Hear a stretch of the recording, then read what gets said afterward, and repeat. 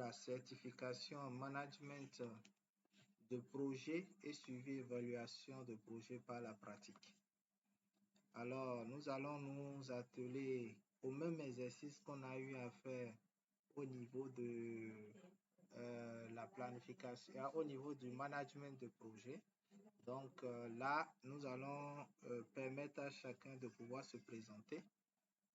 Vous allez donner votre nom et prénom, et le pays duquel vous êtes en train de nous suivre et nous dire si vous avez peut-être des expériences en matière d'utilisation des outils de planification et de pilotage de projet. Donc voilà l'exercice qu'on va faire très rapidement et qui nous permettra de pouvoir savoir quelle est la vitesse et le langage utilisé pour ce module-là, à utiliser pour ce module. Alors nous allons donner la parole en fonction de l'ordre qui s'affiche. Donc on va commencer par Monsieur Marcel Tengiano. Monsieur Marcel, Alors, bonsoir à tout le monde. Comme beaucoup viennent de le dire déjà, moi ici, M. Marcel Tintiano, de la Guinée-Conakry. Voilà, et des professions, si vous permettez, je suis ingénieur agronome. Et par rapport au management des projets, à peine je viens de commencer à suivre des formations avec le coach, je viens à peine de boucler le premier module. Maintenant, là, on vient pour le suivi et évaluation. Donc, pratiquement, je n'avais pas d'expérience dans la matière. Et avec lui, je vous remercie. Oui, monsieur Marcel, est-ce que vous pouvez vraiment chercher une bonne position pour vous faciliter et aussi nous faciliter l'écoute pendant cette formation? Il y a un peu de bruit là où vous êtes. Merci. Le docteur Hessavi Vinado Paul.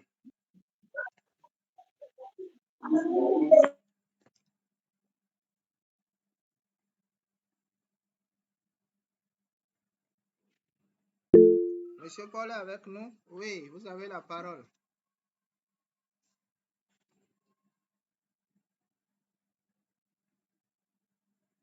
Votre micro n'est peut-être pas ouvert, sinon on ne vous oui, entend pas. Bon. C'est bon. Oui, c'est bon. Oui, c'est bon maintenant. Bonsoir, Coach Jacques. Bonsoir à tous les participants. Et moi, c'est Paul Ressavi, docteur ingénieur. Je suis aussi depuis Cotonou, au Bénin. Et j'ai eu à utiliser les outils de planification, peut-être sans savoir formellement qu'il y a des formations là-dessus, parce que j'ai exercé plusieurs années en matière de projet de réalisation. Et comme entrepreneur indépendant, j'ai aussi utilisé certains outils et de façon informelle. Et actuellement, je ne l'utilise pas en tant que tel, mais je suis intéressé pour revoir les nouvelles notions parce qu'il y a quelques années que je les ai utilisées. Donc, c'est une coïncidence que je puisse me dégager aujourd'hui pour vous suivre. Et je vous félicite, Monsieur Jacques, pour tout ce que vous nous faites. Okay. Salut à tous. Ok, merci, Monsieur Paul. Monsieur Faya Lamine Tongino. Ok, bonsoir à tous. Vous avez peut-être des appareils allumés. Veuillez couper un ou bien le son. Oui, vous m'écoutez, c'est bon? Il y a 3 micros. C'est comme si vous avez 2 micros allumés. Non, sinon j'ai essayé. Ah, c'est compliqué. Ça? On a du mal à vous entendre. Ou bien vous vous présentez dans le chat à travers le canevas qu'on a demandé. Parce que, ou bien vous utilisez un écouteur, il faut peut-être l'enlever pour voir. J'ai coupé l'autre. Ok. Ok, bonsoir, vous m'entendez? Maintenant, c'est bon? C'est l'écouteur. Bon, allez-y.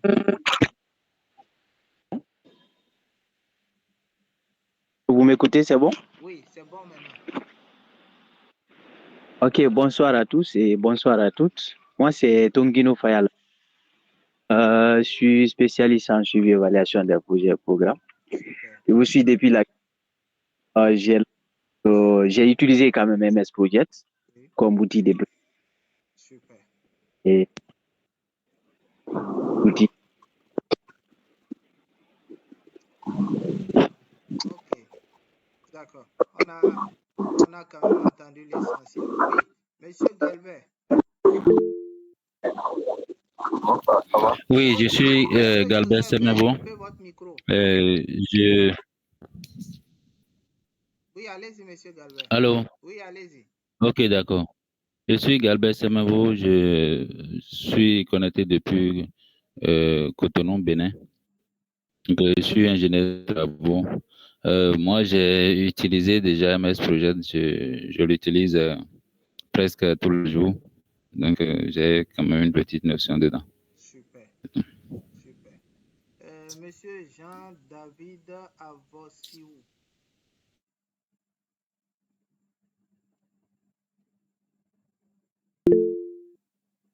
Oui, Monsieur Célestin, on vient à vous.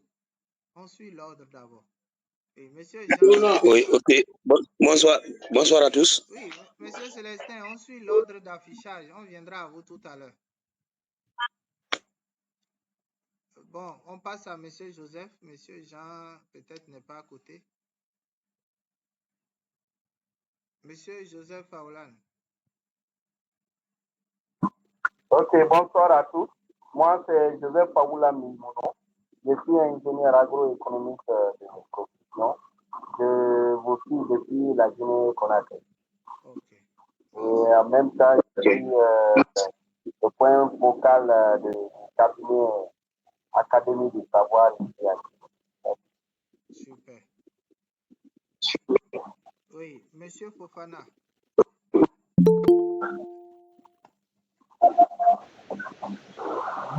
Monsieur Alassane Fofana, depuis la Guinée-Conakry, je suis ingénieur environnement de formation. Moi, je suis à ma première fois de participer à une telle formation. Pratiquement, je n'ai pas d'expérience dans ce domaine. Ok, super. Monsieur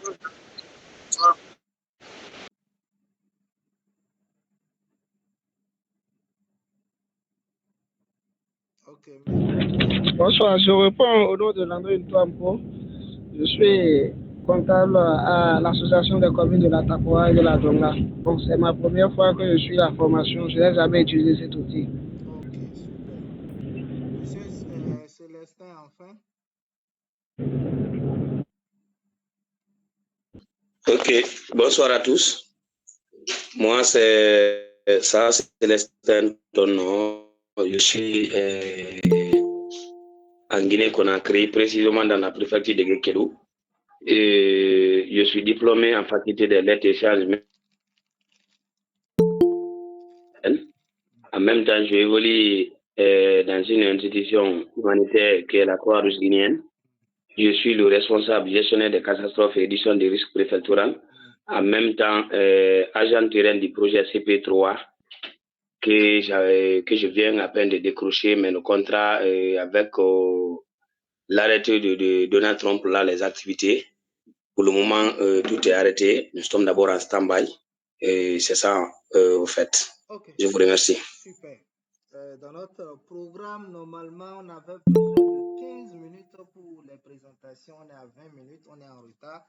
Donc, ceux qui viennent de nous rejoindre, vraiment, excusez-nous pour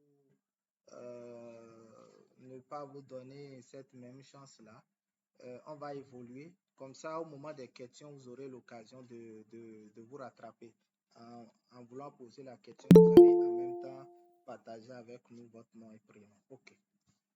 Nous sommes là ce soir pour pouvoir démarrer le module 2 d'un parcours de compétences. Donc, pour ceux qui sont là pour la première fois, nous sommes en train de faire un parcours de compétences pour une certification en management de projet et une certification en suivi et évaluation. Donc, vous pouvez aller pour le management ou bien pour le suivi et évaluation ou bien pour les deux. Voilà les trois offres. Et nous avons 10 modules à passer ensemble et c'est un parcours de compétences qui va durer 6 mois. Donc, c'est une aventure qu'on a commencé il y a de cela déjà pratiquement 2 semaines. Et aujourd'hui, c'est le module 2 que nous voulons démarrer. Et dans notre stratégie, généralement, les 2 premiers jours est ouvert à tout le monde, c'est gratuit, pour permettre à chacun de venir se familiariser non seulement à nos formations et aussi de juger aussi le contenu qu'on est en train de proposer et déjà imaginer ce qui va se passer dans la phase payante. Donc, à partir du 3e jour, c'est uniquement la version payante et c'est ceux-là qui ont effectivement souscrit pour la formation qui ont droit à participer à ce creuset-là. Je pense qu'il y a déjà des camarades ici qui ont déjà suivi la phase gratuite et la phase payante et ils savent déjà de quoi il a été question au niveau de la phase payante où nous avons sérieusement travaillé aussi sur des TP et actuellement ils sont en train de poursuivre sur d'autres TP qui vont rendre à la fin de ce mois. Puisque à la fin de chaque mois, c'est 2 évaluations puisqu'on a 2 modules par mois. Donc, c'est le 2e module qui est dans la 2e quinzaine. Qui ne me connaissent pas, je suis Jacques Tayoura, je suis béninois. Je réside au Bénin, précisément à Parakou. Pour ceux qui sont à Parakou, je suis au quartier Amaouion. Et je suis expert en numérisation et digitalisation de données, spécialiste en management et suivi évaluateur de projet. Actuellement, je suis le coordinateur national du crédit achat intrant groupé, qui est un programme de financement développé au sein de la filière soja. Et je suis aussi le point focal commercialisation au sein de la filière au Bénin. Donc, tout ce qui fait référence à la commercialisation du soja, je suis celui-là qui coordonne tout ceci, tout ce qui est transaction. Donc, comprenez par là que c'est beaucoup d'outils de planification qui sont utilisés et aussi assez de background en termes de management et suivi évaluation de projets, en termes de coordination des collaborateurs sur le terrain pour des activités. Et actuellement, je suis en pleine mission de terrain pour voir un peu comment les choses sont en train d'évoluer dans la Libori et dans la Tapora. Donc, voilà un peu ce que je peux donner par rapport à ma présentation. Maintenant, par rapport à la formation que nous allons démarrer tout à l'heure, la méthodologie est simple. J'aurai quelques minutes pour pouvoir exposer un contenu et vous, ce que vous avez à faire, c'est d'avoir un bloc-notes à côté pour pouvoir noter les questions, les apports, parce que c'est des moments d'échange et nous voulions vraiment apprendre aussi de vous. Et quand je vais finir ces moments, on va passer au moment d'échange où vous aurez aussi la parole et nous allons échanger ensemble. Donc, cette partie sera beaucoup plus une partie de notions, une partie de base, une partie de concepts que nous allons apprendre en termes de planification et de pilotage de projet. Et demain, nous allons maintenant rentrer dans la manipulation, soit c'est des calculs qu'on aura à faire, aussi des manipulations de certains outils qu'on aura à présenter. Voilà un peu ce que je peux dire en termes d'introduction par rapport à ce module. Alors, sans plus tarder, comme les bases sont déjà faites, nous allons évoluer par rapport au module.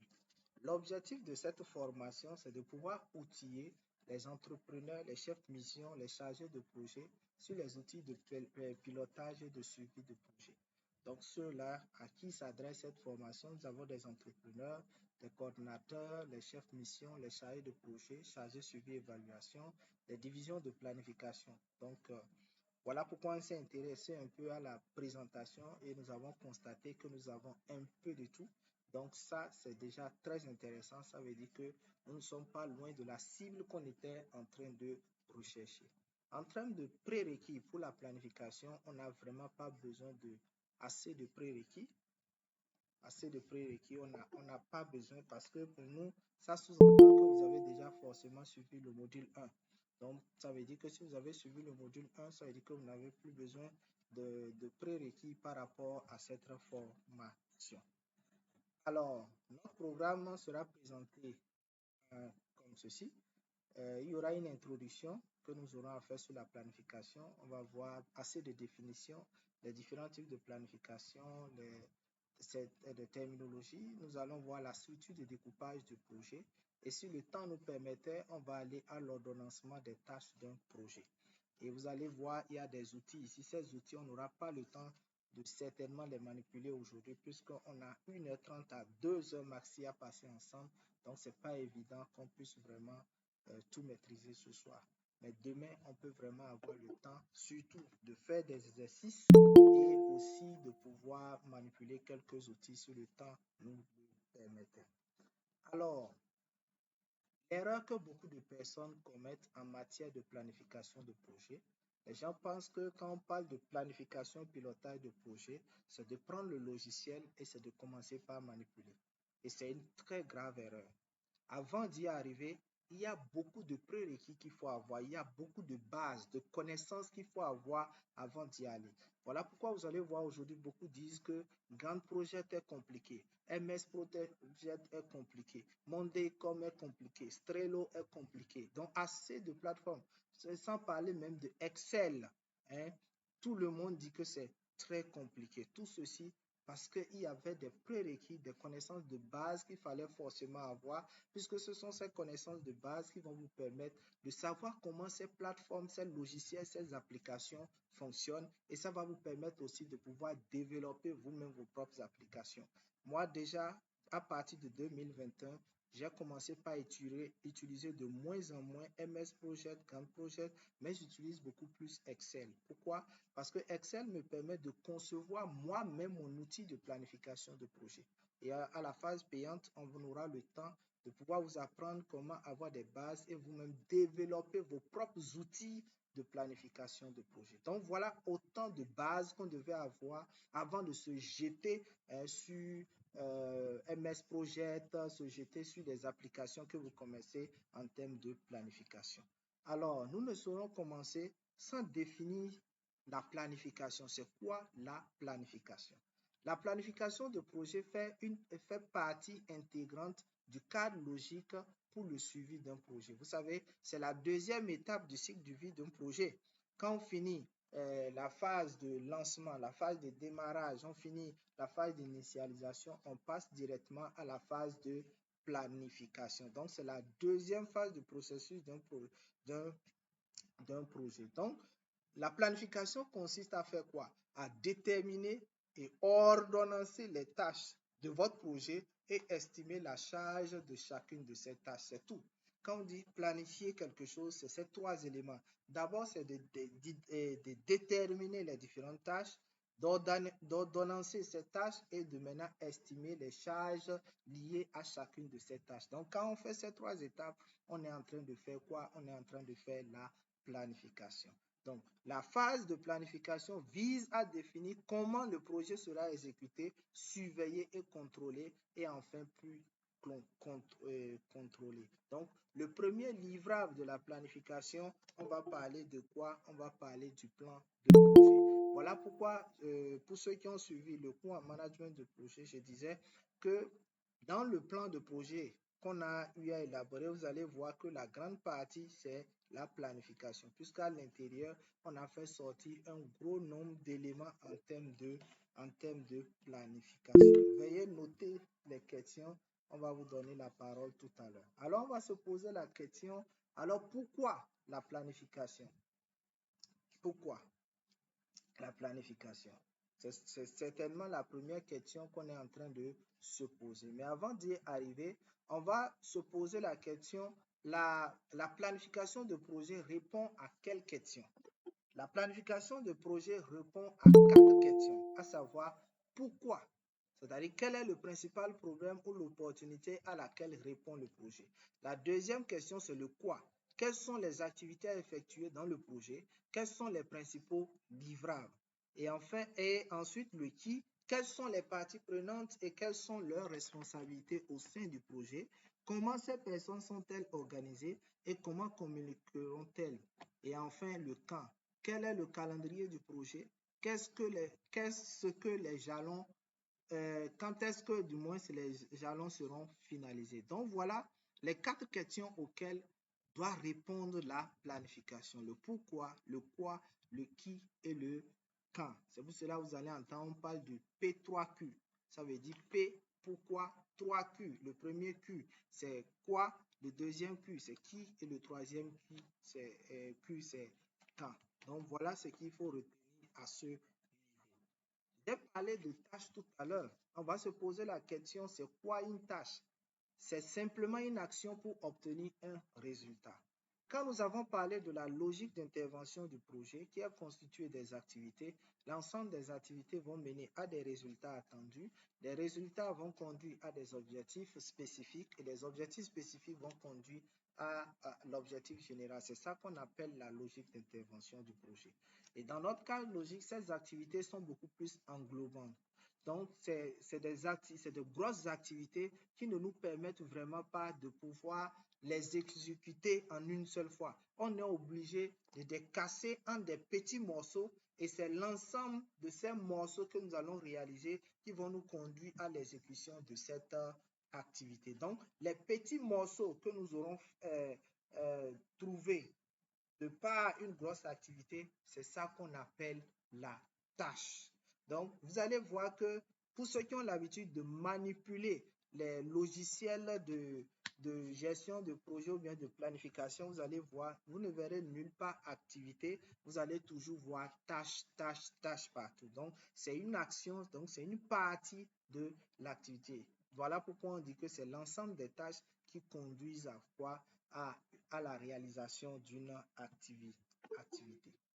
C'est très important. Et ce qu'il faut retenir en matière de planification de projet, il faut éviter qu'une tâche soit au-delà de 15 jours. Vous ne devez pas planifier une activité au-delà de 15 jours. Autrement dit, une activité qui va tenir pendant 2 semaines. Quand une activité ou bien quand une tâche, je vais beaucoup plus utiliser tâche, dépasse 15 jours, il va falloir la casser encore en sous-tâche. Ça veut dire que cette activité n'est pas suffisamment cassée, il va falloir casser encore cette tâche pour la ramener rapidement à 5, 6, voire 7 jours. C'est très important. Si vous exécutez des tâches de longue durée, c'est que ça sera vraiment lourd et vous allez perdre de vue un certain nombre de choses. Alors, on ne peut pas parler de planification sans parler de ce qu'on appelle l'ordonnancement des tâches.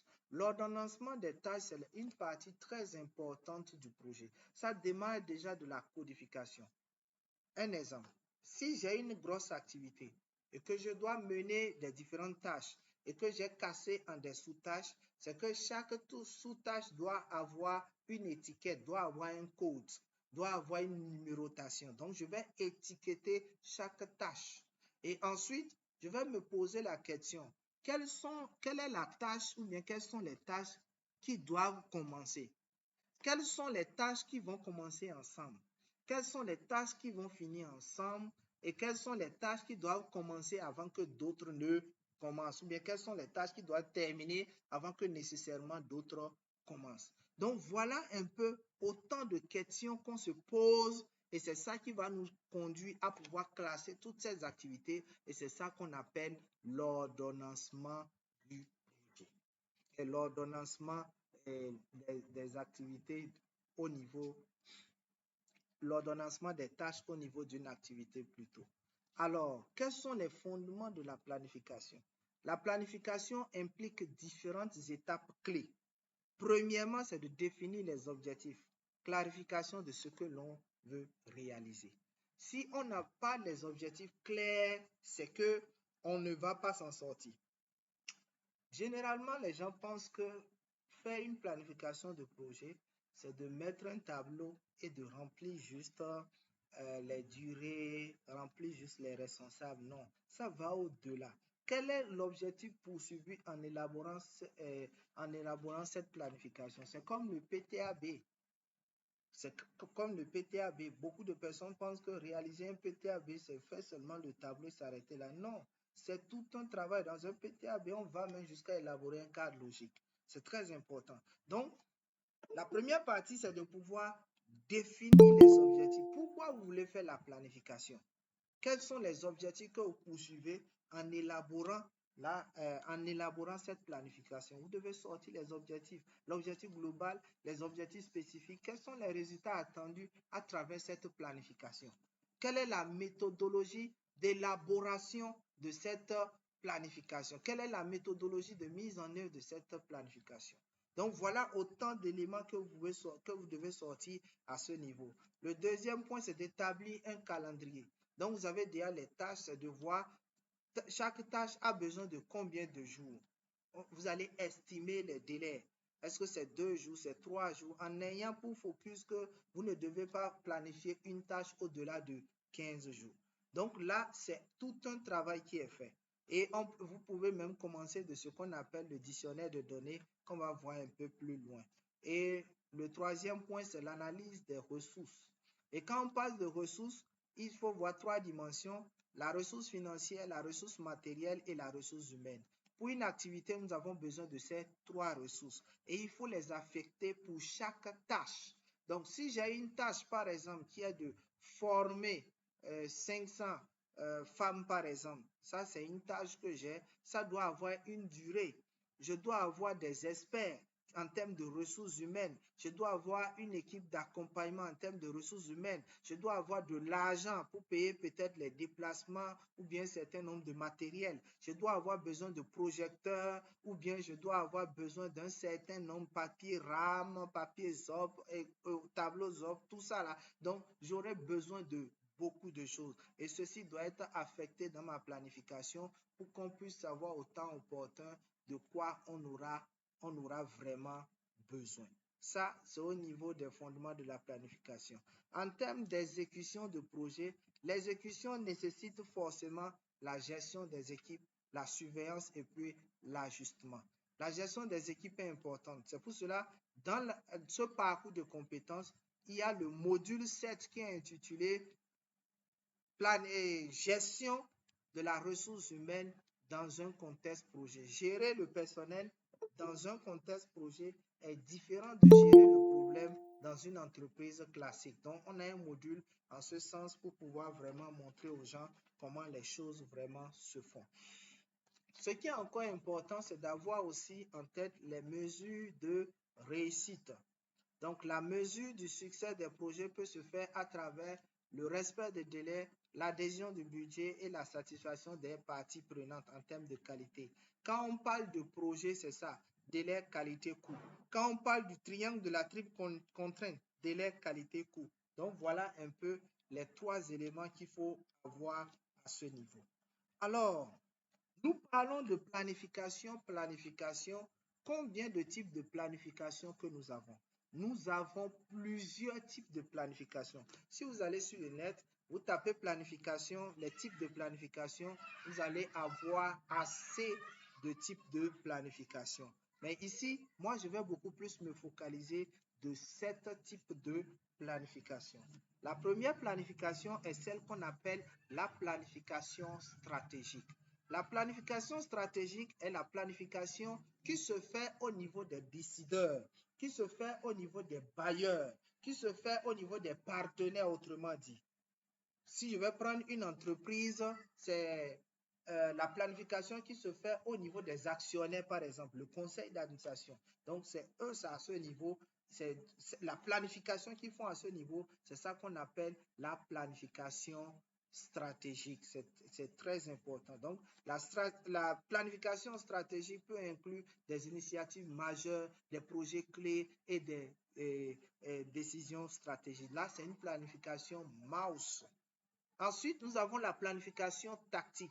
En réalité, la planification tactique, c'est l'intermédiaire entre la planification stratégique et la planification opérationnelle. Donc, la planification tactique, c'est la planification qui se fait à un niveau directement bas que le niveau des bailleurs. Je vais prendre un cas simple pour que vous puissiez mieux comprendre les types de planification. On prend par exemple les projets néerlandais. Au Bénin, les projets néerlandais sont souvent financés par le canal de l'ambassade des Pays-Bas, par exemple, les Pays-Bas. Donc, au niveau des ambassades de Pays-Bas, vous allez voir que les projets ont souvent ce qu'on appelle le COS, Comité d'orientation stratégique. Donc, le COS qui est là regroupe souvent des cadres de l'ambassade des Pays-Bas, des cadres du ministère concerné, c'est-à-dire si c'est l'agriculture, ça sera le MAEP, et nous avons aussi d'autres représentations du bailleur au niveau de ce cadre. C'est ça qu'on appelle le cadre, le comité d'orientation stratégique. Donc, la planification que fera ce comité-là, c'est ça qu'on va dire planification stratégique. Donc, quand ils font des planifications stratégiques ou bien quand ils prennent des décisions, ça vient maintenant au niveau, par exemple, des démembrements de l'ambassade. Si je prends par exemple la SNV, quand je prends la SNV, ils ont plusieurs projets qui sont financés par l'ambassade. Donc, c'est au niveau de l'équipe technique de la SNV qui a un projet, qui a forcément un coordonnateur de projet. La planification qu'ils vont faire à ce niveau, on va appeler ça la planification tactique. Et quand on va parler de planification opérationnelle, quand le coordonnateur de ce projet-là va revenir dans son équipe avec ses conseillers techniques, ils vont faire encore une autre planification pour pouvoir monnayer ce que la planification tactique et stratégique contient. C'est ça qui va donner ce qu'on appelle la planification opérationnelle. Puisque là, on est à l'étape de mise en œuvre. Donc, tout ce qui a été décidé au niveau de la planification stratégique et tactique va venir maintenant se répertorier ici en opération, en activité. Donc, on va parler de planification opérationnelle. Donc, voilà un peu la chaîne que je peux expliquer pour que vous puissiez comprendre un peu la différence entre la planification stratégique, tactique et opérationnelle et à quel niveau on fait ces différents types de planification. Quatrième type de planification, c'est la planification de projet. Donc ça, c'est une planification qui se fait beaucoup plus au niveau d'un projet spécifique. Maintenant, dans la planification opérationnelle, je reviens dans la planification opérationnelle, chaque conseiller technique dans un projet qui est recruté a souvent pour mission de travailler à atteindre un résultat du projet. Donc, si nous avons 4 résultats, par exemple, on peut recruter 4 conseillers techniques et chaque conseiller technique sera sur un résultat. Et un résultat va faire objet d'un mini-projet et ceci va faire naître ce qu'on appelle une autre planification. Et là, on va parler de la planification de projet à ce niveau. Si on est au niveau de programme, ça sera aussi pareil. On va parler de planification de projet. Puisque là, c'est à ce niveau, on va faire un plan maintenant détaillé qui identifie les tâches, les ressources, les délais et les responsabilités menées et les responsabilités du moins nécessaires pour mener à bien ce projet.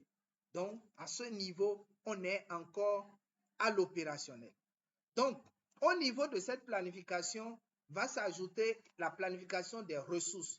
Vous allez voir au niveau de MS Project, bien de Gantt Project, pour ceux qui ont l'habitude d'utiliser. Quand vous affectez les ressources, le logiciel vous fait une planification des ressources. Ou vous pouvez aller voir la planification des ressources pour voir est-ce que mes ressources ne sont pas en surcharge ou en sous-charge. Quand c'est souvent en surcharge, ça dépend de la couleur que vous avez choisie. Moi, j'utilise souvent la couleur par défaut qui est la couleur rouge. Vous allez voir si quelqu'un est suffisamment surutilisé, vous allez voir qu'au niveau de son nom, ça va être souligné en rouge pour vous dire que cette personne, si on laisse cette personne-là ainsi, à la mise en œuvre, on aura de problèmes puisque cette personne sera surchargée. Donc, la planification des ressources va nous permettre de pouvoir savoir si la ressource humaine que nous avons affectée pour nos activités est bien utilisée, est utilisée comme cela se doit et favorise vraiment l'atteinte des résultats. Donc, vous voyez, l'atteinte des résultats démarre déjà de la planification des ressources. Si vous planifiez mal les ressources, vous êtes déjà en train de prendre un mauvais départ. Ensuite, nous avons la planification budgétaire qui vient se raccrocher aussi au niveau de la planification de projet, puisque à ce niveau, nous allons voir le budget pour le projet, pour les départements ou bien pour chaque organisation. Donc, ça va détailler les coûts associés aux tâches et aux ressources nécessaires ainsi que les prévisions financières. Donc, à ce niveau, ça va faire focus aux finances. Combien nous avons besoin? Vous allez voir que toujours au niveau des logiciels que j'ai cités, il y a une représentation des finances que nous mettons et ça fait aussi des sommes pour nous faire sortir aussi les consommations budgétaires, si on peut le dire ainsi. Et enfin, la planification de risque. En matière de gestion de projet, on y accroche toujours des risques parce qu'il y a des événements qui peuvent venir à tout moment, qui peuvent soit ralentir le projet ou bien arrêter le projet temporairement ou bien définitivement. Donc, vous allez voir dans la présentation, il y avait un de nos camarades qui nous disait, bon, compte tenu des décisions du président américain, certains projets ont dû être arrêtés carrément ou bien on a dit à d'autres d'attendre qu'après on va les rappeler. C'est sûr que ce risque-là, les gens n'avaient pas vu ça de loin. Vous voyez, c'est un risque qui peut venir, par exemple, où on ne peut rien, qui peut avoir un impact sur le projet ou bien arrêter définitivement le projet. Donc, il faut vraiment travailler à planifier le risque ou bien à gérer le risque. Gérer le risque, ça veut dire quoi? C'est de l'identifier d'abord. On identifie un ensemble de risques pêle-mêle. Ensuite, on classifie les risques. Quels sont les risques financiers? Quels sont les risques opérationnels? Quels sont les risques organisationnels? Quels sont les risques humains? Quels sont les risques humains? Ainsi de suite. Et on classifie ces différents risques. Et quand on finit de les classifier, on évalue maintenant chaque risque pour voir tel risque-là, si ça venait, quel impact ça peut avoir sur notre projet? OK, ça peut avoir un gros impact. D'accord. Quelle est la probabilité que ce risque-là vienne? Si on arrive à déterminer la probabilité, on se pose la question alors, qu'est-ce qu'on peut faire pour prévenir? Ou bien qu'est-ce qu'on peut faire si ça venait? Et on donne des informations qui a le profil dans le projet qui peut résoudre ce risque-là au cas où ça venait. On met un responsable de projet. Combien peut nous coûter ce risque? Et on l'évalue. C'est ça qu'on appelle la planification des risques. Donc, ça nous permet vraiment de pouvoir nous préparer. Excusez-moi. Ce qui va nous permettre de pouvoir sortir à la fin ce qu'on appelle un plan de gestion de risque. Un plan de gestion de risque. Donc, voilà un peu les 7 types de planification et dans les 10 modules que nous aurons parcourus dans ce parcours de compétences, on aura à voir cette planification, comment ça se fait. Déjà, dans le cours passé, on a déjà vu comment gérer un risque. On a partagé même un outil pour la gestion de risque. Ici, on va beaucoup plus se focaliser sur la planification opérationnelle et la planification de projet. Et maintenant, la planification stratégique et tactique, on va voir ça au niveau de la théorie de changement, quand on va vouloir élaborer la théorie de changement. Donc, voilà un peu ce qu'il faut retenir au niveau des différents types de planification. Alors, en dépit de tout ça, quelle est l'importance de la planification? On va certainement se poser la question, quelle est l'importance de la planification? La planification des tâches est primordiale car elle permet, de pouvoir définir l'enchaînement logique des tâches entre elles et dans le temps. On avait dit qu'après avoir cassé les activités en des tâches, après les avoir codifiées, il faut se poser la question, par quelle tâche on commence, jusqu'à quelle tâche on finit, quelles sont les tâches qui commencent ensemble, quelles sont les tâches qui finissent ensemble, etc. Donc, la planification va nous permettre de pouvoir, c'est la première importance. Donc, deuxièmement, c'est d'exprimer un besoin en ressources ou en moyens. Donc, on a pour pouvoir mieux utiliser ou bien mieux gérer tout ce qui est ressources moyens, ressources financières, ressources matérielles, ressources humaines, c'est que la planification va nous permettre de pouvoir mieux gérer et de pouvoir donner de très bons résultats. Ça permet aussi d'analyser la charge de travail, puisqu'on va voir là par tâche quelles sont les charges de travail de chaque tâche, de prendre en compte des facteurs de risque, de comparer l'avancement réel par rapport aux prévisions, d'analyser les conséquences d'un écart entre ce qui est et ce qui est, entre ce qui était et le réel, d'identifier la date de début au plus tard, la date de début au plus tôt, qu'on va voir demain, de simuler des hypothèses optimistes, pessimistes et probables à travers le diagramme de PERT qu'on va voir demain, de prioriser aussi un certain nombre de tâches. Donc, voilà un peu en termes d'importance ce qu'on peut noter au niveau de la planification. Et vous devez deviner par là que ça poursuit un certain nombre d'objectifs. Et ici, j'ai pu relever 12 objectifs qu'on peut noter par rapport à la planification. Premièrement, ça va nous permettre de pouvoir définir clairement les objectifs du projet. Ça va nous permettre de pouvoir organiser les activités, d'établir un calendrier, d'attribuer des ressources, de réduire les risques, de clarifier les responsabilités, d'établir un budget, de créer un cadre de suivi, de faciliter la communication, d'optimiser les ressources, s'assurer de la qualité, de faciliter la prise de décision. Donc, voilà un peu un ensemble d'objectifs que poursuit la planification de projet. 3 règles 3 règles de planification de projet. La première règle, c'est le chemin critique. Le chemin critique, c'est le chemin qui regroupe ce qu'on appelle les tâches critiques.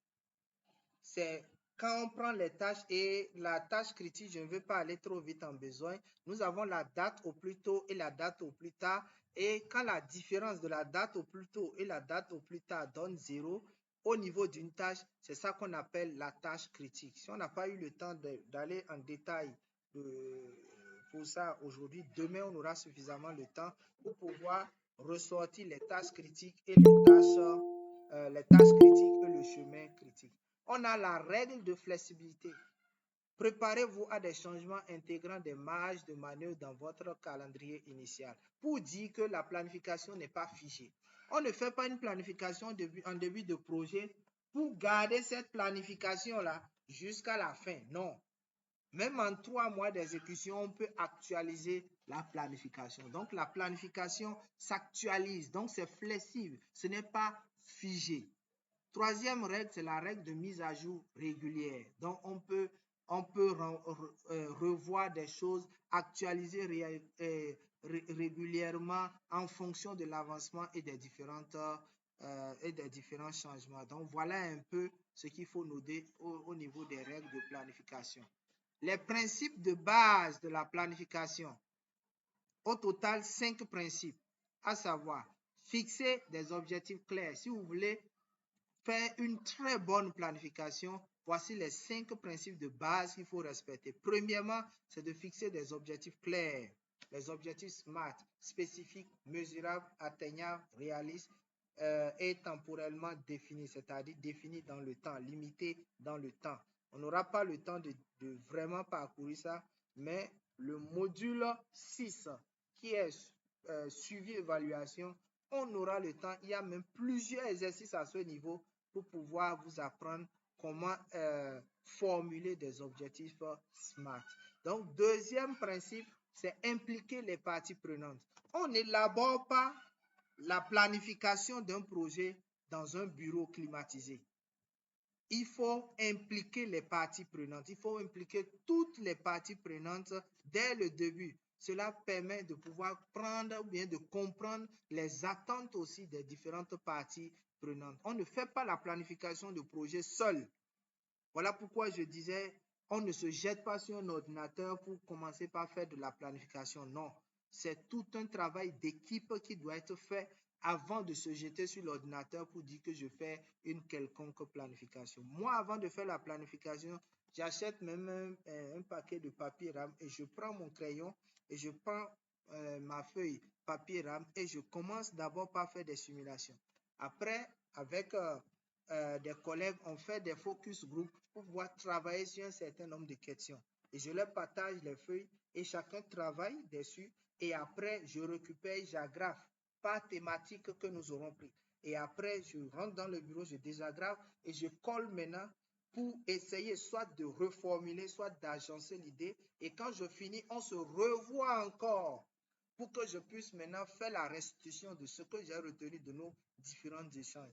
Ah, ce n'est pas ce qu'on avait dit ici, coordinateur. Voilà ce que mon idée était en train de traduire. Et on reformule ensemble, ainsi de suite, ainsi de suite. Et quand on finit cette étape, on organise maintenant un atelier de validation. Ou bien on peut même appeler un atelier d'élaboration ou bien d'actualisation de la planification de notre projet ou bien de la planification annuelle. Et c'est là maintenant les acteurs aussi donnent aussi leur point de vue et on actualise. Et pour prendre leur point de vue, ça travaille les travaux de groupe. On met des outils à leur disposition qui remplissent et après on fait l'analyse. Et la dernière étape sera maintenant la validation de la planification. Et là, on invite encore toutes les parties prenantes et on présente le document dans son entièreté. Et c'est là maintenant on valide la planification qui est prête maintenant à être mise en œuvre. Et même dans la mise en œuvre, si on remarque qu'il y a des blocages, c'est qu'il faut rapidement faire encore un atelier avec ces parties prenantes pour présenter les situations de blocage. Les décisions sont prises et nous faisons une nouvelle planification. Donc, voilà ce qu'on met dans impliquer les parties prenantes. Ensuite, le troisième principe, c'est de documenter les décisions. Toutes les décisions prises durant la planification doivent être clairement documentées pour référence future. En management de projet, on a parlé de la capitalisation d'expérience. Et là, je disais au coût payant que la capitalisation d'expérience pour un chef projet doit être un focus clair.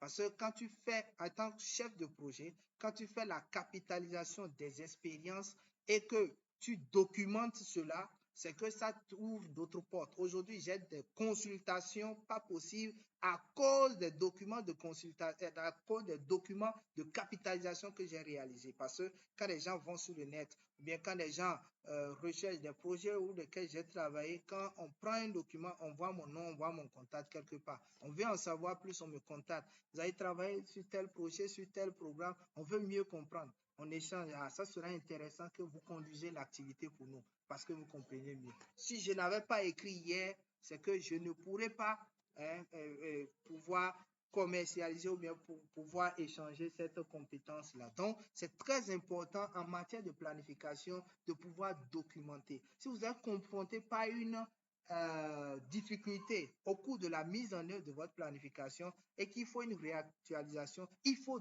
documenter ça.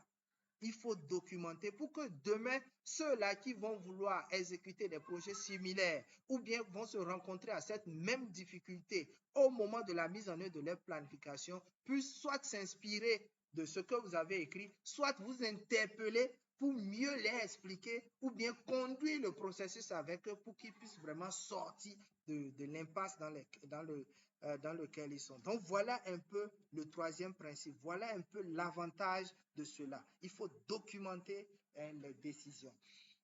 Quatrième principe, c'est d'anticiper les risques.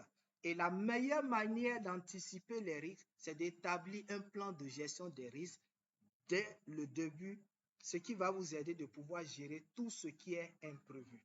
Un plan de gestion de risque va vous permettre de pouvoir éliminer au fur et à mesure les risques que vous avez identifiés qui ne sont pas venus, que vous pouvez replanifier. Je donne souvent cet exemple simple. Nous avons des semences qu'on veut mettre à la disposition des producteurs ou bien on veut les accompagner sur des bonnes pratiques. Le premier risque, c'est que les semences ne germent pas. Et c'est peut-être dans les 3 premiers mois de semis. Si on donne les semences et que les gens ont semé, on a fini les 3 premiers mois, les semences ont germé. Est-ce que ce risque-là est toujours d'actualité? Non. Et comment on assure que ce n'est pas d'actualité? C'est à cause de notre plan de gestion de risque. Parce qu'on aurait regardé dans la planification des risques, on aurait regardé qu'on est à tel moment et on avait planifié tel risque. Ce risque n'est pas arrivé, on avait planifié 10 millions. Donc, qu'est-ce qu'il faut faire? Il faut réévaluer le risque pour voir est-ce qu'il y a possibilité que ce risque-là se transforme dans le temps après quelques mois. Si oui, il faut identifier les nouveaux sous-risques et les replanifier pour pouvoir réaffecter le budget. Je me rappelle dans le coût payant, quelqu'un me demandait est-ce que si on arrivait jusqu'à la fin du projet et que tous les risques qu'on a planifiés et les ressources qu'on a planifiées n'étaient pas, on a su les maîtriser, ces fonds-là sont retournés ou bien comment on fait avec ces fonds? Et j'ai dit, en principe, ces fonds doivent être restitués aux bailleurs. Mais dans la pratique, les gens quand même ont leur manière de pouvoir gérer ces risques-là en créant des risques pour pouvoir consommer le budget. Donc, voilà un peu le quatrième principe. Et enfin, le cinquième principe qui est encore important, c'est la communication efficace. Donc, il faut communiquer efficacement. Une communication transparente est essentielle pour le succès de tout le projet. Un chef projet doit être quelqu'un de transparent, qui dit la vérité, qui ne prend pas de position et qui est dans la ligne droite de pouvoir apporter l'information dont a besoin le collaborateur. Je répète, l'information dont a besoin le collaborateur. Parfois, il y a des informations que le chef projet diffuse qui ne sont pas importantes pour une cible donnée. Et parfois, même quand cette cible a cette information, ça la déconcentre ou bien ça amène la cible au niveau d'une dérive. Donc, le chef projet doit savoir quelle est l'information dont cette personne a besoin. Et je vous ai déjà montré l'outil de gestion de l'information où il faut rencontrer chaque partie prenante. Premièrement, qui va vous donner le type d'information qu'il a besoin. Ça, c'est la première des choses. Quelle information j'ai besoin? Deuxième chose, sur quel format je vais avoir cette information? Est-ce que je vais avoir l'information par vidéo, audio, en rapport, par les bulletins, etc. Et ensuite, par quel canal je dois recevoir cette information? Est-ce que c'est par la radio? Est-ce que c'est par mail? Est-ce que c'est par téléphone? Est-ce que c'est par les gongonneurs, etc. Et enfin, à quelle fréquence? Est-ce que c'est par jour, hebdomadaire, mensuel, semestriel, trimestriel, etc. Donc, c'est ce qu'on appelle communiquer efficacement dans un projet. Et le chef projet doit savoir pour chaque partie prenante ces différentes informations que j'ai eu à citer. Donc, ça va lui permettre de pouvoir énumérer toutes les informations. Donc, voilà ce qu'on appelle communiquer efficacement. Donc, voilà un peu détaillé les 5 principes de base de la planification de projet. Donc, dire que vous planifiez un projet, voilà tout le travail qu'il faut mettre. Donc, depuis la planification jusqu'à la mise en œuvre de la planification. Fixer des objectifs clairs, impliquer les parties prenantes, documenter les décisions, anticiper les risques et enfin communiquer efficacement. En matière de planification de projet, il y a aussi des formules qu'il faut connaître par cœur. Premièrement, comment on calcule la durée du projet. Deuxièmement, comment on calcule le coût total du projet. Troisièmement, quelle est la capacité, comment on calcule la capacité de l'équipe. Cinquièmement, l'estimation des dépenses et enfin, le taux de réalisation. Donc, en matière de planification, vous devez avoir à cœur ces petits calculs-là qui ne sont pas quelque chose de grand. Quand on veut calculer la durée du projet, ça fait la date prévue moins la date de fin prévue. Rapidement, une formule sur Excel va vous gérer ça. Le coût total du projet, ça fait la somme des coûts des ressources utilisées plus les coûts de services externes. Excel va vous gérer ça. La capacité de l'équipe, ça fait le nombre de l'équipe fois la productivité par jour. Excel gère ça. Estimation des dépenses, ça fait le coût unitaire fois la quantité prévue. Le taux de réalisation, ça fait l'avancement actuel sur l'avancement prévu fois 100. On a parlé de taux. Donc, voilà un peu les 5 grandeurs qu'il faut avoir à cœur en tant que planificateur. Quelles sont maintenant les étapes qu'il faut suivre de manière pratique? Premièrement, c'est la définition des objectifs. Donc, vous devez clarifier ce que vous voulez accomplir. 2, l'évaluation des ressources, à savoir identifier les ressources humaines, matérielles et financières nécessaires. 3, la création d'une échelle de temps. Donc, vous devez déterminer la durée de chaque tâche et établir un calendrier. 4, élaborer un budget, donc fixer un budget qui prend en compte toutes les dépenses possibles. Et enfin, la gestion des risques. Vous devez identifier éventuellement des obstacles et planifier des solutions. Donc, voilà un peu les 5 étapes qu'il faut suivre. En termes d'outils, il y a plusieurs outils. Vous allez sur le net, vous allez voir des centaines d'outils. Et les gens en développent de jour en jour. Il y en a tellement. On peut citer Gantt Project, on peut citer Smartsheet, Jira, Asana, Microsoft Project, on a Basecamp, donc que vous pouvez avoir sur le net. Mais attention, il y a d'autres qui sont payants. Mais Gantt Project est gratuit. Vous allez sur le net, vous tapez Gantt Project, vous allez télécharger ça gratuitement. MS Project, c'est payant. Il n'y a pas, c'est pas gratuit. Vous devez payer. Asana, il y a une partie qui est gratuite, mais si vous voulez avoir plus de fonctionnalités, vous devez payer. Jira, Smart, Basecamp, c'est la même chose. Donc, nous avons des parties qui sont gratuites et des parties qui sont payantes. Mais ceux qui vont aller à la phase payante, Gantt Project sera offert gratuitement. Microsoft Project sera aussi offert gratuitement avec un accès illimité. On a un crack qu'on utilise, donc on peut mettre ce crack-là gratuitement. Ceux qui ont suivi la promotion passée, certains sont avec nous, on leur a donné ça gratuitement, ils peuvent le témoigner. On n'a pris aucun franc à leur niveau, on leur a donné ça gratuitement. Mais ne nous demandez pas, ceux qui vont suivre la version gratuite, de leur donner cette même faveur. Non. Allez sur le net pour taper MS Project pour voir combien ça coûte. Mais nous, on offre ça gratuitement. Donc, vous voyez un peu, même Gantt Project qui est gratuit, il faut télécharger ça avec un forfait. Ça coûte aussi. Donc, voilà un peu en termes d'outils de planification, ce qu'il faut noter. Pour la bonne pratique d'utilisation des outils, c'est bon de pouvoir utiliser les outils, mais il faut adopter un certain nombre de bonnes pratiques. La première bonne pratique, c'est l'utilisation régulière. Si on finit cette formation, on va vous apprendre beaucoup d'outils, que ce soit au niveau de la version payante. On va vous apprendre comment utiliser Gantt Project, comment utiliser MS Project, comment utiliser Excel dans son ensemble, comment utiliser Kobo, la plateforme Kobo Toolbox, comment utiliser l'application Android Kobo Collect, ODK Collect. On va vous apprendre comment utiliser Google Form pour faire un certain nombre de requêtes. On va vous apprendre aussi Google Sheet. On va vous apprendre Google Doc aussi. Assez d'outils qu'on va vous apprendre dans les détails pour vous permettre de pouvoir travailler en équipe, pour vous permettre de pouvoir aussi collecter un certain nombre d'informations, surtout au niveau de Kobo Toolbox, Kobo Collect et autres. Et je disais qu'à la phase payante, certains seront comme des enquêteurs, d'autres seront des superviseurs. On va apprendre aux gens comment superviser des travaux, des enquêtes, comment faire l'analyse. Tout ceci, on aura le temps de pouvoir le faire à la phase payante. Ça m'amène à expliquer le deuxième déjà, qui est le feedback constant. Donc, vous devez faire des retours d'expérience pour ajuster l'utilisation des outils là où c'est nécessaire. Donc, non seulement vous utilisez régulièrement les logiciels, mais il faut aussi faire des feedbacks sur les constats que vous faites, des points d'amélioration. Il faut aussi intégrer des outils, veiller à l'intégration des outils sur d'autres plateformes. C'est très important. Le tableau de bord, nous aurons le temps de pouvoir le faire. Demain, je vais vous présenter un tableau de bord que j'ai élaboré moi-même, qu'on aura le temps à la phase payante d'élaborer pas à pas. Même si on n'a pas pu aller dans les détails, je peux l'enregistrer, enregistrer comment ça se fait et puis maintenant partager dans la journée pour que les gens puissent lire à leur rythme.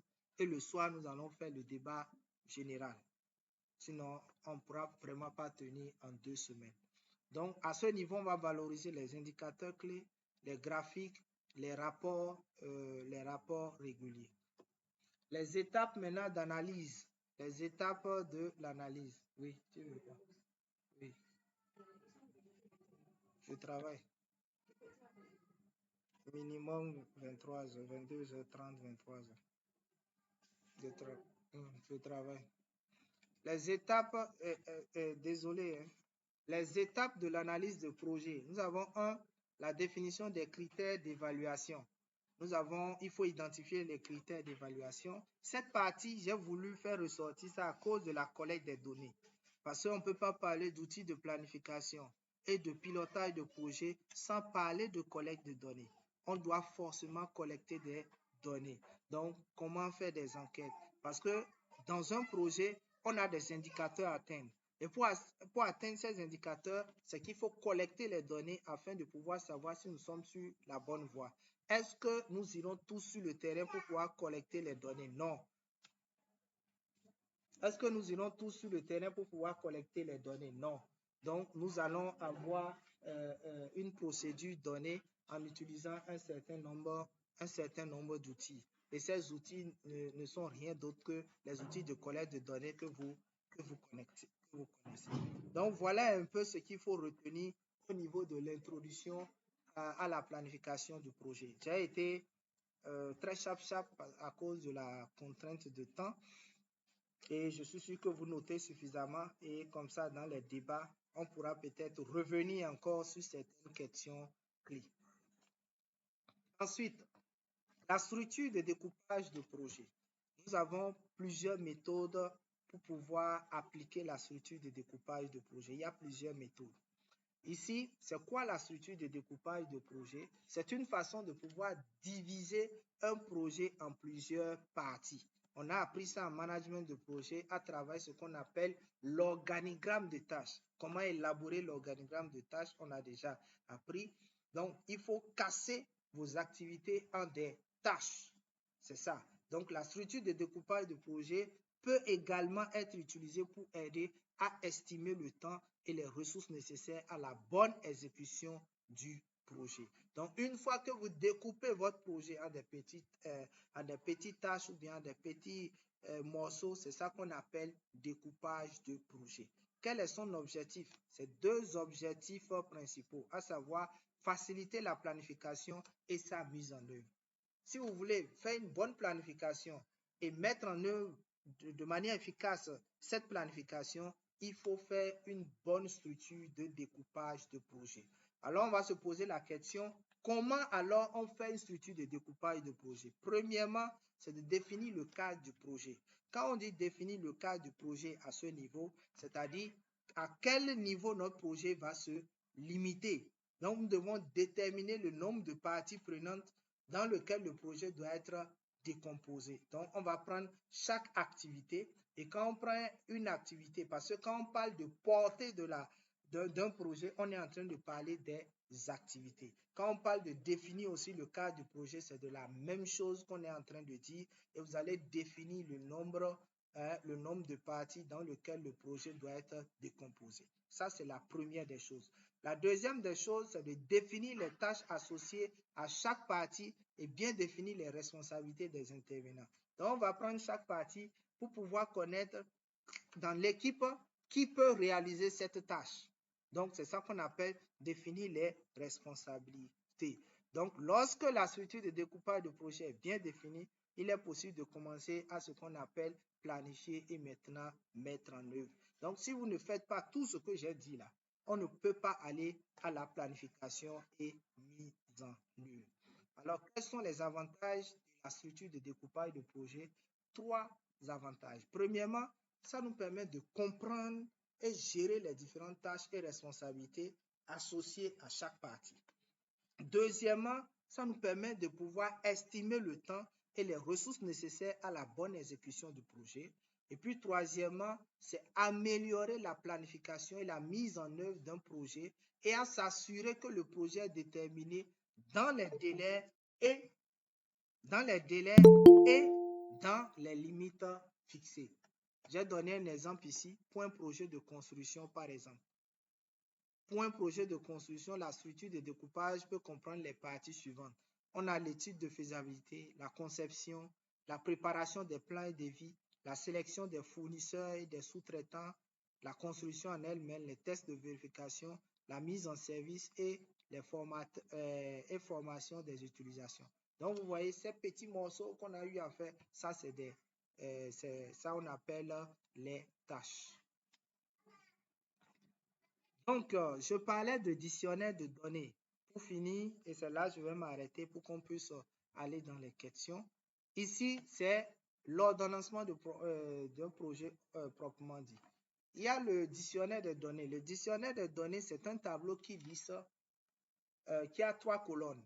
La première colonne, c'est souvent toutes les activités que vous avez à mener. Et, excusez-moi, toutes les tâches que vous avez à réaliser dans le cadre du projet.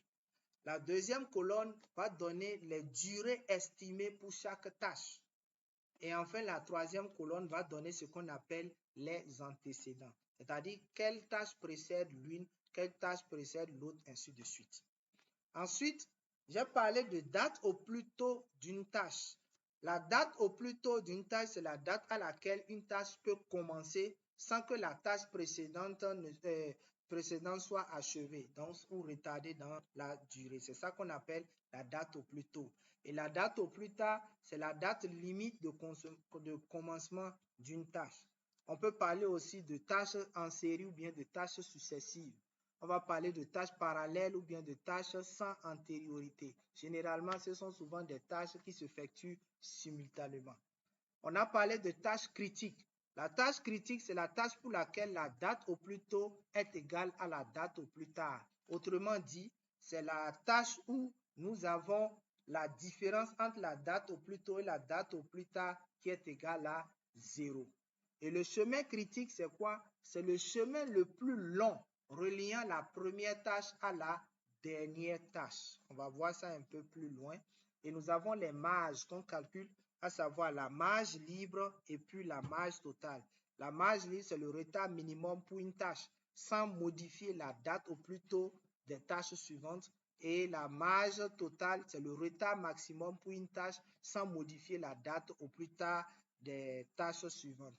On va prendre cet exemple-là pour que vous puissiez mieux comprendre parce que à ce niveau, ça a tendance à embrouiller. Donc, voilà ce qu'on appelle une tâche. Quand on prend la méthode de potentiel métra, ça, nous avons la tâche. Et ce qu'on met ici, c'est ça qu'on appelle la date au plus tôt. Et ici, nous avons la date au plus tard. Vous voyez, la date au plus tôt et la date au plus tard. Donc, quand on a une tâche A et on a une tâche B, la date au plus tôt est ici et la date au plus tard là. Et nous avons la durée de la tâche précédente sur la flèche devant la tâche. Ça veut dire que s'il y a une flèche ici, comme ça veut dire que la durée que je vais mettre ici, c'est la durée de cette tâche-là. Si je mettais une flèche comme ça et je mettais un chiffre ici, ça veut dire que c'est la durée de cette tâche. C'est ce qu'on est en train de dire. Donc, c'est ça qu'on appelle ici la tâche A, la tâche B. Donc, ici, pour lire, on va dire que la tâche A précède la tâche B. La tâche A précède la tâche B. Alors, pour terminer, c'est l'élaboration du graphe. Pour élaborer le graphe, on détermine les niveaux de graphe. C'est-à-dire, il peut avoir niveau 1, niveau 2, niveau 3 jusqu'à niveau N. Ça dépend vraiment. Et ces différents niveaux vont vous permettre de pouvoir tracer le graphe en respectant les différents niveaux. Donc, voilà un peu ici. Quand nous prenons la tâche A et nous prenons la tâche B, ici, normalement, c'est la tâche C qu'on devait mettre. Donc, ici, nous avons une durée, ça fait 6, ici 6. Normalement, il devait avoir 6. Ici, nous avons dit, on a la date au plus tôt, on a la date au plus tôt, on a la date au plus tôt. Quand on a une tâche comme ça et que deux flèches viennent, quand on fait de la droite vers de la gauche vers la droite, on prend le chiffre le plus élevé. Quand on fait de la droite vers la gauche, on prend le chiffre le moins élevé. Ça veut dire quoi? Si je veux connaître la date au plus tôt de cette tâche, je vais faire 15 plus 6. 15 plus 6, ça va me faire normalement 15 plus 6, ça va me faire 21. Ici, on a 10 plus 6. Ici, voilà. Ici, il doit avoir un chiffre que je n'ai pas mis ici. Si j'ai 23 ici, ça veut dire qu'il devait avoir 8 là. Pour qu'on fasse 15 plus 8, ça fait 23. 10 plus 6, ça fait 16. Entre 16 et 23, qu'est-ce qui est plus grand? C'est 23. Donc, c'est 23 que je mets ici. Donc, voilà comment on calcule la date au plus tôt. Voilà comment on calcule la date au plus tôt. Donc, lorsque plusieurs flèches se rejoignent à un même sommet, on retient le temps le plus long comme date au plus tôt. Quand on vient au niveau des dates au plus tard, vous allez voir que maintenant, il y a deux flèches qui vont vers une tâche. Donc, ici, maintenant, si je vais prendre maintenant de la droite vers la gauche, j'ai dit c'est le plus petit qu'on prend. Ça va faire 12 moins 4. 12 moins 4, ça fait 8. 16 moins 5, ça va faire 11. Entre 11 et 8, qu'est-ce qui est plus petit? C'est 8. Donc, je mets 8 au niveau de la date au plus tard. Donc, voilà comment ça se fait. Donc, le chemin critique relie les tâches critiques entre elles. Ici, pour pouvoir calculer la marge totale, pour chaque tâche non critique, ça va faire la date au plus tard moins la date au plus tôt. C'est ça qu'on appelle la marge totale. Et la marge libre va faire quoi? Va faire la date au plus tôt de la tâche suivante moins la date de la tâche concernée moins la durée de la marge libre. Donc, voilà, je vais m'arrêter là pour aujourd'hui. Et demain, avant de commencer par manipuler les outils, on va corriger cet exercice-là. Je laisse ça en capture pour que les gens puissent capturer et peut-être s'essayer. Puisque je suis en train d'enregistrer la vidéo et je vais envoyer ça sur la chaîne YouTube quand on va finir, que je vais partager avec vous. Vous pouvez maintenant après suivre à tête reposée et essayer peut-être l'exercice. Demain, on va corriger ces deux exercices-là avant de choisir un outil qu'on ira manipuler ensemble. Merci à tout un chacun. Je vais ouvrir maintenant l'antenne et donner maintenant la parole à ceux qui voudraient intervenir en termes de questions, en termes de compléments surtout, pour partager avec nous aussi vos différentes expériences. Donc, le principe est simple. Si vous avez une question, vous levez juste la main et on vous donne la parole. Merci. À vous la parole.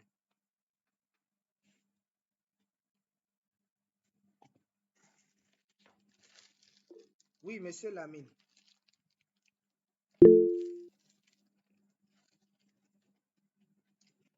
Monsieur Lamine, vous avez la parole. Ok, bonsoir. Oui, bonsoir. Oui, je suis là. Bonsoir. Voilà. C'est un peu partager le lien avec certains de mes amis qui sont dans la réunion. Et c'est juste pour les dire que les deux premières séances là, ce serait gratuit, mais les autres, ce sera payante. Qui étaient intéressés, continuer. Comme je vous ai parlé, vous pouvez me revenir en message privé pour me dire que ouais, vous êtes intéressé. Donc, je crois, Monsieur Jacques, si vous permettez, vous pouvez revenir les sessions, les modules et puis les modalités. Peut-être il y a quelqu'un qui sera intéressé pour dire que bon, moi je voulais, Okay. n'avais pas des informations. C'est juste ça, je voulais attirer votre attention, quoi. Merci. Je vais y revenir à la fin. Oui, Monsieur Paul.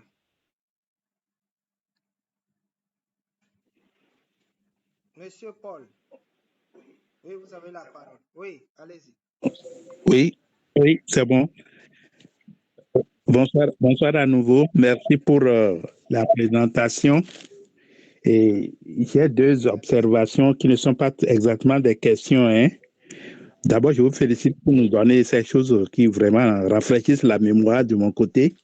La première observation, les P3Q, c'est bien ça au début?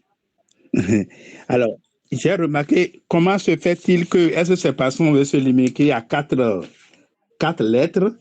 Parce que dans le qui, il y a d'autres sous-questions comme le comment qui ne sont pas négligeables. Et c'est parce qu'on veut se limiter à quatre lettres ou bien c'est quoi? Donc, c'est un peu ça, quoi. Sinon, c'est bien connu, on dit les PQQQ, bon, donc les P3Q. Mais dans le qui, il y a d'autres questions qui ne sont pas négligeables. Alors, ça, c'est la première observation ou question. Maintenant, la deuxième,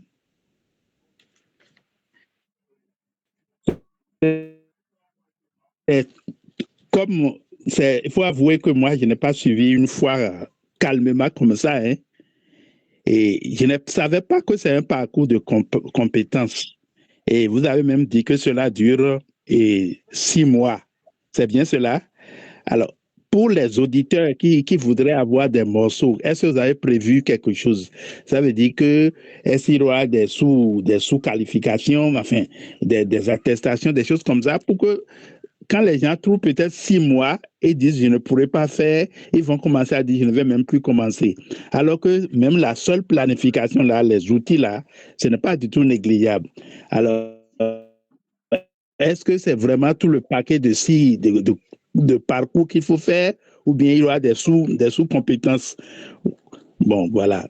C'est un peu de management, quoi. Merci bien. Oui, Madame Mariam, Madame Meram. OK. Madame Meram. Oui, bonsoir. Bonsoir tout le monde. Vous allez bien. En tout cas, je vous remercie de trop. Car moi-même, ça, je n'ai pas fait ça à l'école. Étant étudiante en M2, en gestion de projet, et tu m'as clarifié trop de choses quand même. J'ai beaucoup appris sur ça. Et je suis très contente, vraiment. Merci pour tout. Et peut-être au fur et à mesure que je vais apprendre encore. Merci, c'est moi. Inch'Allah. Merci vraiment. OK. Oui, Monsieur Célestin était là depuis. Oui, Monsieur Célestin. Ok. Ok, merci beaucoup, M. Jacques. Je suis vraiment ravi, très content ce soir de votre présentation. Mais jusque-là, des petites nuances par rapport au sept types de planification de projet. Les 7 types de planification de projet, là où vous avez dit la planification opérationnelle et la planification de projet. J'ai un peu de nuance par rapport au D là. Est-ce qu'il y a la différence entre la planification opérationnelle et la planification de projet? S'il y a la différence entre les deux. Je vous remercie. Oui. Monsieur Kassimou Mongo. Bonsoir. Bonsoir, Monsieur Jacques. Et c'est un plaisir pour moi d'être avec vous ce soir. Je suis votre ancien client. Et j'ai vu et le truc en passant, je me suis dit, ah bon, se connecter puisque c'est toujours intéressant à vous écouter. J'ai écouté beaucoup de choses qui m'ont rafraîchi la mémoire. J'ai entendu le triangle de la triple contrainte. J'ai vu les principes de base de la planification du projet, fixer les objectifs SMART, spécifiques, mesurables, atteignables. Vraiment, j'ai envie de suivre tout le cours encore pour que je sois encore à nouveau avec vous. Je salue en passant aussi un des anciens que j'ai reconnu parmi les noms là. Je n'ai pas gardé le nom. Je pense que j'ai essayé encore. Vous êtes encore plus perfectionné et ça fait plaisir de vous entendre, de vous écouter. Je n'ai pas trop de questions à poser. Bonsoir.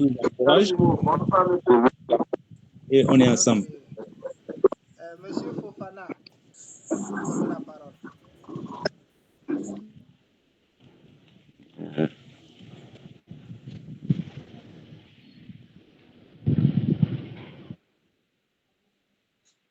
Monsieur Fofana avec nous.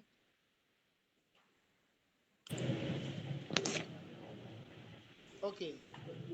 On va passer à Monsieur Gué Camara. Oui, bonsoir. Oui, allô, bonsoir, M. Jacques. Vraiment, merci du parcours. OK. Bon, avec la situation un peu du réseau, bon, je n'ai pas pu saisir où vous avez parlé la signification de P3Q. En plus, un peu d'explication au niveau de la planification tactique. Et en plus aussi, un rappel un peu sur l'importance de la planification. Oui, excusez, je n'ai pas encore fini. Bonsoir. Voilà, un peu l'importance. Mais je ne sais pas, est-ce que vous pouvez l'informer? Oui, allô? Allô, M. Jacques? Bonsoir, M. Jacques. Voilà, OK. Donc, un peu un rappel au niveau de l'importance. Je n'ai pas tout saisi de la planification. Et au niveau des 12 objectifs de la planification, une explication très brève là sur ça, quoi. Merci. Bonsoir, je suis en ligne. Merci, M. Jacques. C'est fini, M. Jacques, oui. Apparemment, il nous reçoit à ralenti, en retard.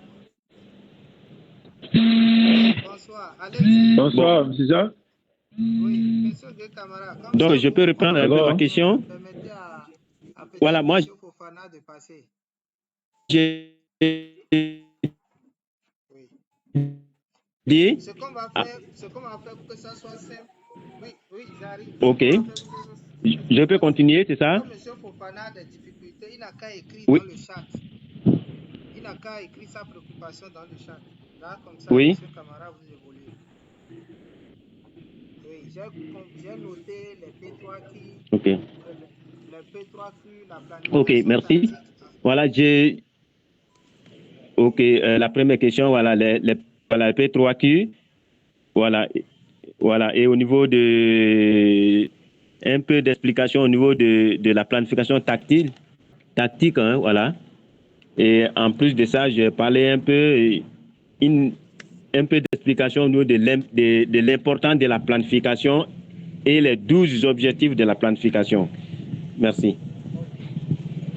Parce que je n'ai pas tout noté là. Merci, M. Jacques, c'est fini. Monsieur Marcel Kamano. Est-ce qu'il est avec nous? Monsieur Marcel Kamano.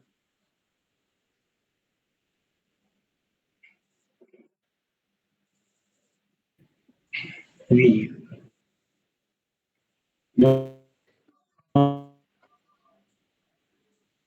Bonsoir, monsieur. Bonsoir à tous. Oui, bonsoir, monsieur. Bonsoir. Je suis venu notamment la planification et la gestion. Et je vous rappelle déjà que je suis sociologue de formation. Et actuellement, je suis expert en sauvegarde sociale pour un projet de la concession de la ligne électrique Guinée. Juste, je voulais poser deux questions. La première, c'est par rapport à la plateforme. Là, vous avez le coût total du projet, vous avez dit somme des coûts des ressources utilisées, plus coût des services externes. Ces services externes, je voudrais savoir,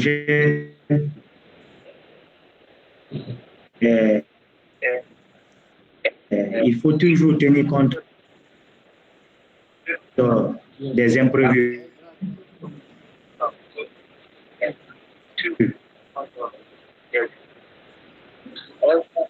Est-ce que service question même du projet en question, est-ce que ça prend en compte le TDR du projet en question?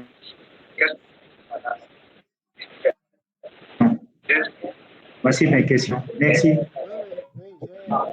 Je ne sais pas si vous m'avez suivi. J'ai noté, vous avez parlé au niveau de la formule sur le coût total. Nous avons parlé des services externes.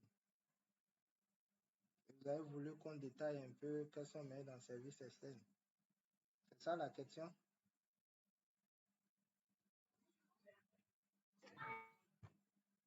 Oui, au fait, vous avez tenu compte des imprévus.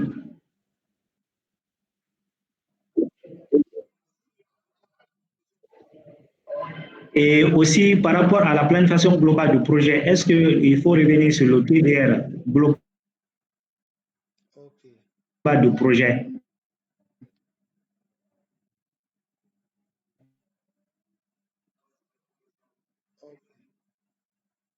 Voici mes deux questions. Merci. Je vois toujours des mains levées des gens qui ont déjà intervenu. Est-ce que c'est des anciennes mains ou bien c'est des nouvelles mains? Je vois encore Guy Camara, M. Marcel, M. Célestin, M. Fofana.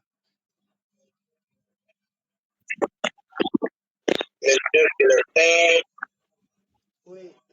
Okay, c'est les nouveaux mains. C'est tout moi de mon côté. Moi, c'est pas nouveau. Voilà. C'est Jacques. Moi, c'est par rapport de mon côté, c'est le mauvais réseau qui a un peu joué sur moi. Là où vous étiez au niveau, je me suis limité au niveau de cette, les 7 planifications, c'est-à-dire les 7 principes de planification d'un projet. Après des diapos, le réseau a vraiment perturbé de mon côté. Là où vous avez exposé maintenant, c'est les 3 PQ, les 12, je sais pas si c'est les 12 planifications d'un projet ou quoi, bah. Vous avez expliqué devant ça aussi, je n'ai pas suivi parce que le réseau n'était pas bon. Si vous pouvez un peu revenir derrière, pour moi, c'était bon. D'accord, c'est noté. C'était ça. Il n'y a que M. Fofana qui n'a que la main levée. J'ai demandé à ce qu'il écrive dans le chat. Pardon? Bon, moi aussi, je suis là. Hein. Je pense que M. Fofana, il a écrit sa question, hein, M. Jacques. Fofana a écrit sa question. Voilà, il a écrit quand même. Dans la planification de projet. C'est noté.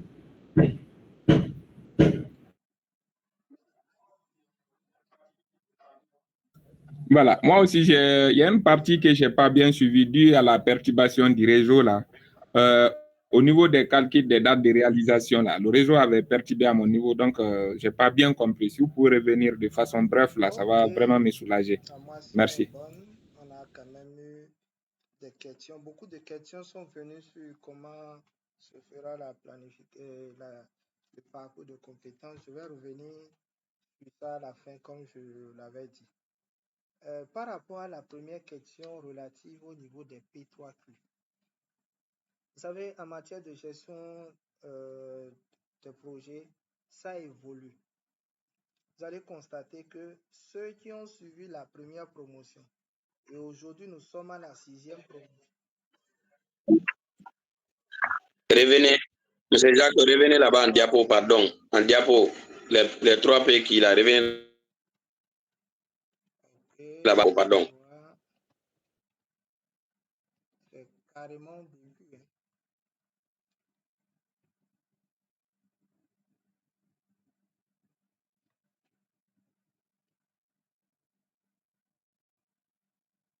Ok, c'est là. Donc, je disais que en matière de gestion de projet, on est vraiment dans un monde qui évolue à une vitesse vraiment très grandissante. Donc, en une journée, beaucoup de choses basculent. C'est vrai qu'on se posait tellement de questions. Hein, vous allez entendre, on va parler des 7Q, donc c'est beaucoup de questions. Mais aujourd'hui, on se focalise beaucoup plus. Je note bien en termes de planification sur les P3Q. Ça ne veut pas dire que les autres ne seront pas pris en compte, mais les autres seront rattachés à une autre notion de gestion de projet. Ici, nous sommes sur la planification. Et sur tous les Q que vous connaissez, il n'y a que ces 3 éléments-là qu'on peut rattacher à la planification, ajouter au pourquoi. Pourquoi, quoi, qui et puis quand. Voilà pourquoi à ce niveau, je parle souvent des P3Q. C'était pour répondre à cette question. Donc, de pourquoi on ne valorise pas les autres. C'est ici, en fait, qu'on ne les valorise pas dans la gestion de projet, mais au niveau de la planification de projet. Si on veut faire une bonne planification de projet, il faut chercher à répondre à la question du pourquoi, du quoi, du qui et du quand. Quand on a ces informations, ça nous permet de pouvoir mieux planifier.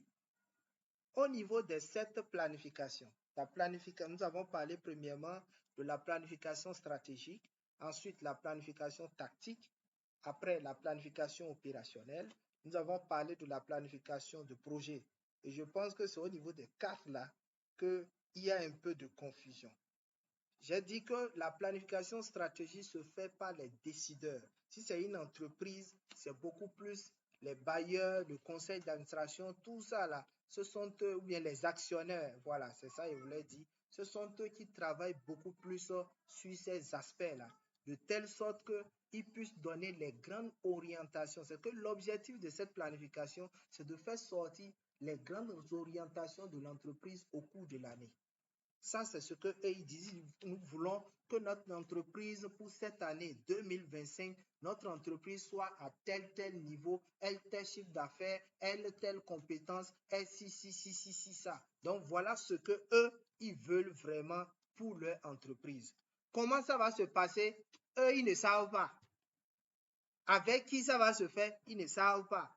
Est-ce que ça va marcher? Est-ce que ça ne va pas marcher? Ils ne savent pas. Tout ce qu'ils savent, ils ont une équipe technique à la tête, ils ont quelqu'un d'expérimenté qui va essayer de travailler pour atteindre ces grandes orientations. Ça, c'est la planification stratégique. Maintenant, la planification tactique, c'est une étape qui essaie maintenant de monnayer ou bien de rendre plus technique ce qui a été dit à la phase stratégique. Parce qu'à la planification stratégique, ce n'est pas forcément des professionnels, ce n'est pas forcément des expérimentés. Eux, ils veulent quelque chose, ils voient la chose, mais ils ne savent pas peut-être comment le formuler de manière technique. Les choses peuvent peut-être aller dans tous les sens. Donc, la phase tactique va travailler à pouvoir rendre technique ce qui a été dit au niveau de la planification stratégique, ce qui va faciliter la planification opérationnelle. Sans la planification tactique, si on quitte de la planification stratégique à la planification opérationnelle, si ceux qui sont au niveau de la planification opérationnelle ne sont pas suffisamment expérimentés, ils iront carrément à gauche, alors que peut-être les décideurs voulaient qu'on aille à droite. Voilà pourquoi on dit que la planification tactique, c'est le passage de la planification stratégique à la planification opérationnelle. Donc, on ne peut pas aller à la planification opérationnelle sans passer à la planification stratégique. Et la planification opérationnelle, c'est la phase maintenant de mise en œuvre des grandes orientations données par les décideurs. Et à ce niveau, les grandes orientations vont faire naître des projets. Suivez-moi très bien. Les grandes orientations à la planification opérationnelle vont faire naître des projets. Et dans ce cas, on sera obligé de planifier chaque. Et c'est là la planification de projet intervient. Donc, si on n'a pas fait de la planification opérationnelle, on ne peut normalement pas parler de planification de projet. Mais il peut arriver qu'on mette les deux là ensemble, c'est-à-dire la planification opérationnelle et la planification de projet ensemble. Et on le fait ensemble pour faire sortir une seule planification. Donc, ça dépend vraiment des différents comités. Qui vous souviennent, on a parlé de comité d'orientation stratégique, on a parlé de COMOP aussi, si vous vous rappelez, de comité d'opération. On avait parlé beaucoup plus de 3 comités. Donc, voilà un peu les comités qui vont travailler pour ça. Donc, il y a vraiment une différence entre la planification opérationnelle et la planification de projet. Ce n'est pas parce qu'on a dit planification de projet que dedans on aura planification stratégique, planification tactique, planification opérationnelle, planification des risques et planification de budget. Non, il faut voir la part des choses et c'est dans l'angle dans lequel on se trouve et la position dans laquelle on se trouve qui détermine quel type de planification on va faire. Si je suis actionnaire, je suis partenaire, je fais la planification stratégique. Si je suis chef projet, je transforme la planification stratégique en planification tactique pour faciliter à mes collaborateurs de pouvoir faire aisément la planification opérationnelle. Et au niveau de la planification opérationnelle, chaque orientation va faire naître un projet ou un programme. Et au niveau de chaque projet ou même au niveau de chaque programme, on va planifier chaque projet. C'est la planification de projet qu'on fait. Et à ce niveau, on aura planifié des tâches, on aura affecté des ressources financières, matérielles, des ressources humaines. Quand on parle de financière, ça va nous faire ressortir la planification budgétaire. On aura aussi la planification des ressources humaines. Et comme c'est un projet, il peut y avoir des facteurs externes qui peuvent venir impacter la mise en œuvre de nos projets. Dans ce cas, on va associer la planification des risques à travers le plan de gestion de risque. Donc, voilà comment vous devez comprendre ces différentes notions-là pour faire aisément la différence. J'ai déjà répondu au P3Q. On a parlé aussi des objectifs. On a parlé aussi de 12 objectifs et je les ai listés qui commencent de définir les objectifs du projet à faciliter la prise de décision.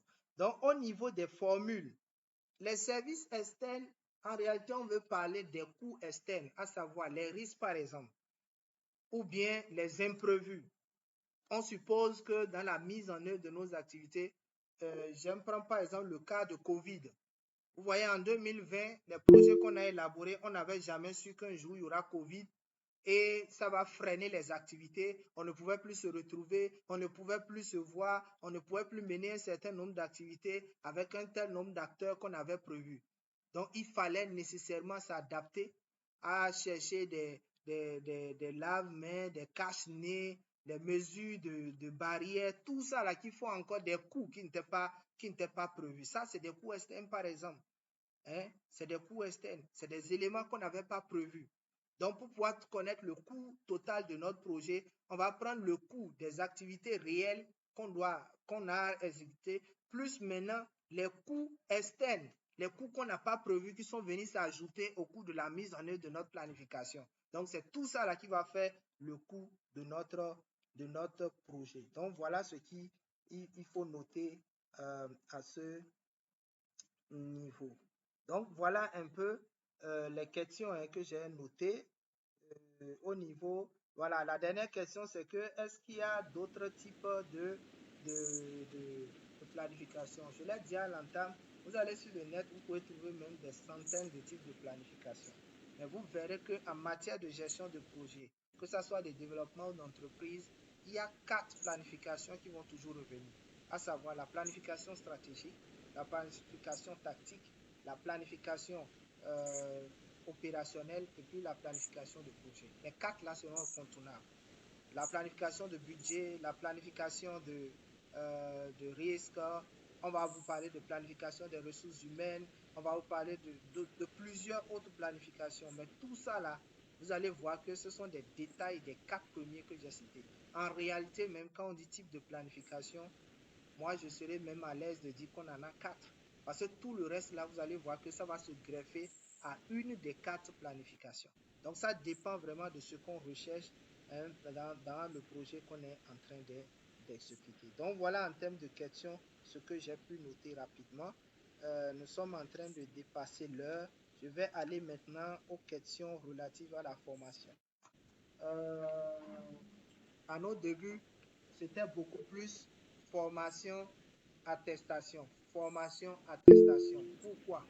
Parce que notre structure était aussi en train de faire une phase d'accréditation. D'accréditation au niveau d'une structure aux États-Unis. Donc, il y avait beaucoup de choses à faire, beaucoup de validation pour pouvoir vraiment gagner la confiance des gens. Donc, ce travail a été fait pendant plus de 2 années. Et après, les gens ont commencé par nous laisser un peu la main. Et c'est à partir de là, maintenant, qu'on nous a donné l'autorisation qu'on peut lancer nous-mêmes nos propres formations. Et depuis les premières, deuxième, troisième jusqu'à la 4e promotion, c'était une co-gestion ensemble. Et même les certifications étaient co-gérées ensemble. C'est à partir de la 5e promotion qu'on nous a laissé totalement la main. Il y a des gens ici qui ont suivi la 5e promotion. Ils peuvent constater qu'il n'y a pas une main externe qui un jour est venue intervenir dans nos formations. Il y a des gens aussi de la 4e formation aussi qui ont constaté qu'en ce moment, il y avait parfois d'autres personnes qui viennent intervenir et parfois, donc, c'était un peu ça. Donc, maintenant, on a toutes les autorisations et on évolue comme ça. Et on rend aussi compte, on fait des rapports aussi pour rendre compte aussi des niveaux. Donc, au niveau de la certification, c'est 3 certifications. La première, c'est la certification en management de projet. La deuxième, c'est la certification en suivi et évaluation. Et troisième, c'est la certification au niveau des 2. Et au niveau de chaque certification, on a 2 types de certification. La certification de participation et la certification de praticien. La certification de participation, ça veut dire quoi? Ça veut dire que vous avez participé à la formation, vous avez suivi tous les cours, vous avez été régulier, point. Mais la certification de praticien, c'est qu'au niveau de chaque formation, on donne des TP, beaucoup de travaux dirigés, et que vous devez traiter, qu'on va corriger ensemble. Et à la fin, on vous donne encore d'autres TP que vous faites seul et que vous rendez, qu'on va corriger. Donc, pour les 10 modules, si vous rendez tous les TP, vous pouvez avoir la certification de praticien. Et c'est cette certification-là qu'un peu partout dans la sous-région que les gens reconnaissent. Il y a plein de personnes aujourd'hui qui travaillent au Bénin un peu partout grâce à nos certifications de praticien. Parce que quand les gens voient praticien, ils savent que telle personne a rendu tous les TP, a vraiment suivi à tout ce que nous avons fait. Et c'est pareil aussi pour tous ceux-là qui ont suivi le processus d'accréditation par rapport au niveau de cette structure-là. Donc, ça fait le premier aspect. Le second aspect, il peut arriver que quelqu'un dise que moi, je ne veux pas suivre les 10 modules, je veux suivre un seul module. Là, quand vous suivez le seul module, vous n'avez pas une certification, mais vous avez une attestation de formation. Là, c'est une attestation de formation qu'on met à votre disposition qui vous permet de pouvoir valoriser cette formation où vous voulez et comme vous voulez. Donc, à ce niveau, voilà comment ça se fait. Chacun est libre de suivre le module qu'il veut. Et chaque module est à 50 000. Donc, si vous voulez vous inscrire pour un module, c'est 50 000 francs CFA. Les 10 modules, ça fait 500 000 francs CFA. Maintenant, pour ceux qui s'inscrivent pour les 10 modules, on leur fait une réduction de 150 000. Et c'est 350 000 qu'ils payent pour les 2 certifications. Certification en management de projet et certification en suivi et évaluation. Donc, voilà comment ça se passe. Et pour avoir la chance d'avoir cette réserve de discussion, pour chaque formation, nous avons de 14 à 16 jours.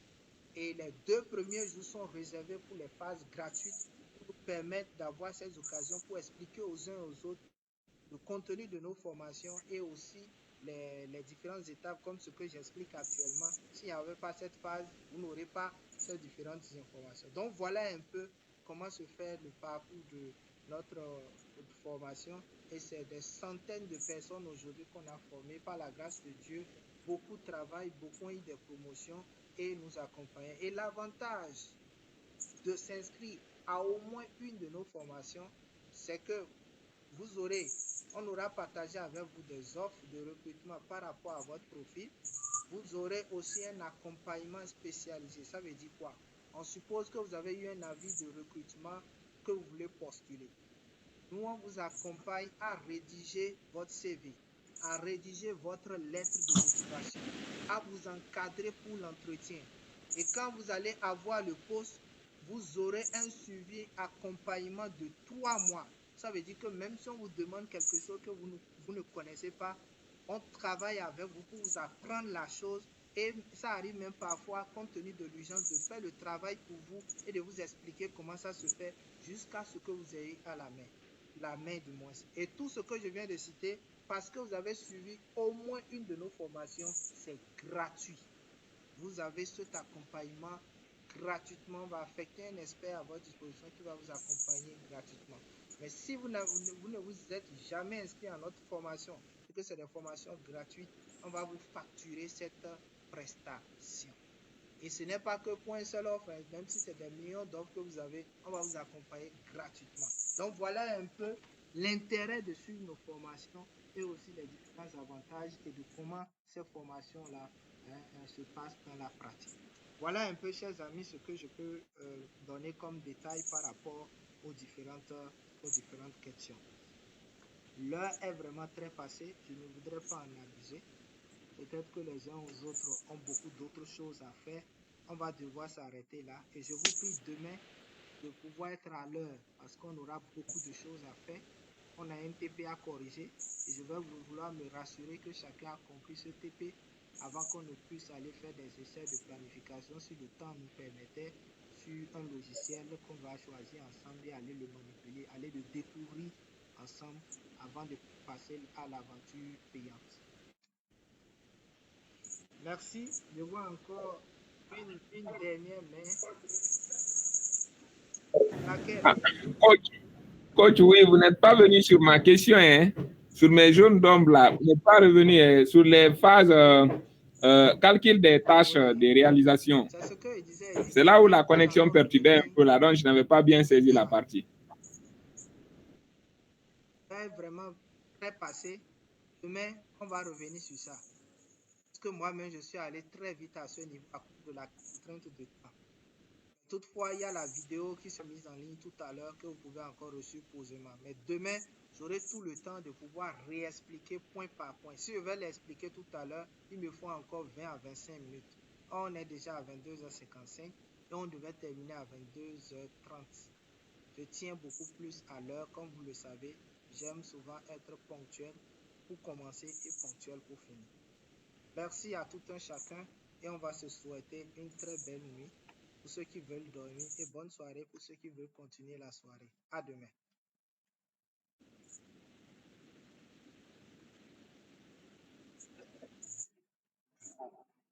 Merci, c'est moi. On se dit à demain. Merci, monsieur Jacques. Merci beaucoup, monsieur Jacques. Merci. Merci beaucoup. Agréable soirée. Merci, monsieur Jacques.